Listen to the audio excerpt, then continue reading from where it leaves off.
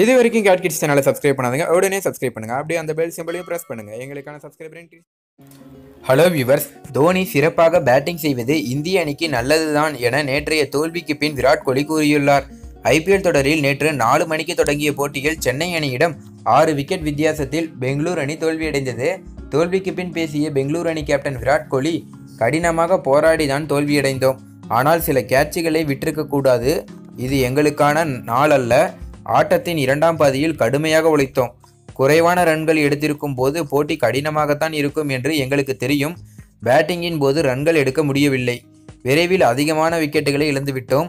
இந்த பிட்ச் ஆச்சரியமளித்துள்ளது. தோனி சிறப்பாக ஆடுவதை பார்ப்பதற்கு எல்லோருக்கும் பிடிக்கும். இது இந்திய கிரிக்கெட் அணிக்கு நல்லதும் கூட. சென்னை அணி வெற்றிக்கு தகுதியானது தான். இனி வரும் போட்டிகள் அனைத்திலும் வெற்றி பெற வேண்டிய நிலை உள்ளது.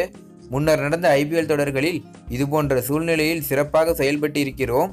எதிர்வரும் போட்டிகளை நேர்மறையாக எண்ணத்துடன் எதிர்கொள்ள வேண்டும் என்றார்.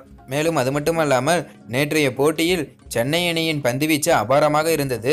அது மட்டுமல்லாமல் நேற்றைய பிட்ச் ஸ்பின்னர்களுக்கு சாதகமாக அமைந்துள்ளது. மேலும் ஜடேஜாவின் பந்துவீச்சு அபாரமாக இருந்தது என்று புகழ்ந்துள்ளார். அது மட்டுமல்லாமல் தோனியின் போட்டியை காண அனைவருக்கும் விருப்பம். பெங்களூருவில் கூட தோனிக்கு அதிக ரசிகர்கள் இருக்கிறார்கள் என்று கோலி தோனியை அபாரமாக புகழ்ந்துள்ளார். மேலும் தற்போதெல்லாம் தோனி அவர்கள் தன்னுடைய அதிரடி ஆட்டத்தை காமிக்கிறார் என்பது எல்லோருக்கும் தெரிந்த விஷயம்தான். புள்ளிப்பட்டியலில் தோனி 4ஆம் இடத்தில் இருக்கிறார். 10 போட்டிகளில் விளையாடி 360 ரன்கள் அடித்துள்ளார். மேலும் அது மட்டுமல்லாமல் தோனி இன்னொரு சாதனை படைத்துள்ளார். அது என்னவென்றால் 10 போட்டிகளில் விளையாடி 27 சிக்சர்கள் விளாசியுள்ளார். மேலும் தோனியை குறித்து நீங்கள் என்ன நினைக்கிறீங்க?